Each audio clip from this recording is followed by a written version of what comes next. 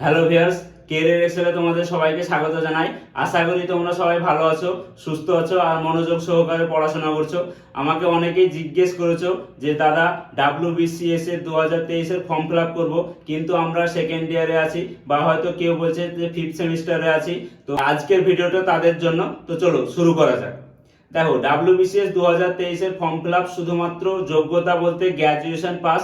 তো তারপরেও অনেকেই কি হয় না, তো যোগ্যতাটা সবসময় ফুলফিল হয় না। অনেকেই পাস কোর্সে পড়াশোনার পর WBCS এর মতো ভালো একটা জবের জন্য প্রিপারেশন শুরু করে।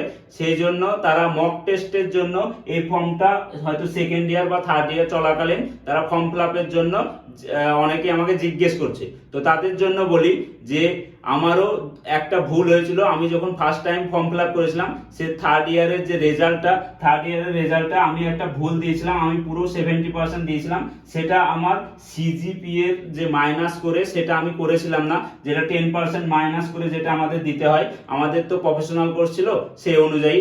তো তারপরে আমি তোমাদেরকে বলি, যদি সেকেন্ড ইয়ারে বা হয়তো ফিফথ সেমিস্টারে থাকো, তাহলে বলবো যে তোমরা ফর্ম ফিল আপ করো। তোমরা অ্যাপ্রক্সিমেটলি ভাবে গ্র্যাজুয়েশনের নাম্বারটা দাও।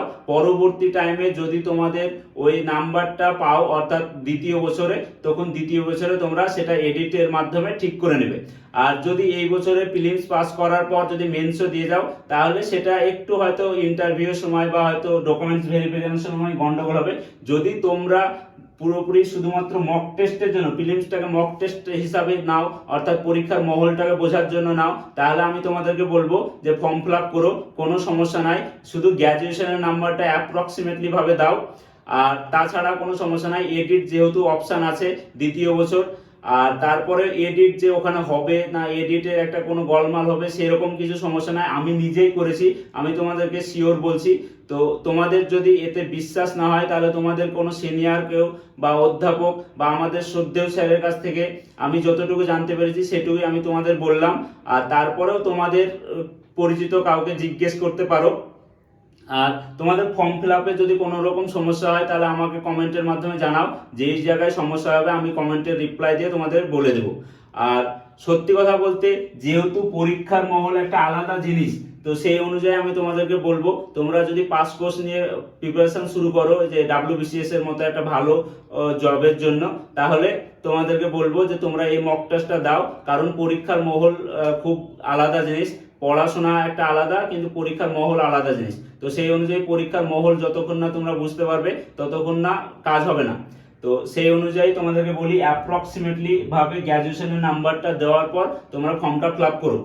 আর তারপরে যদি প্রিলিমসটা কোয়ালিফাই হয়, মেন পর্যন্ত চলে যাও, তখন নাই ওটা বাদ দিয়ে দেবে। একটা মেন্সের অভিজ্ঞতা থেকে যাবে, ডকুমেন্টস ভেরিফিকেশন পর্যন্ত হয়তো যেতে পারো বা না যেতে পারো, সেটা তোমার ব্যাপার।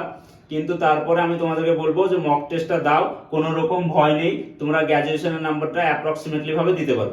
তো আজকের ভিডিওটা এই পর্যন্তই। ধন্যবাদ।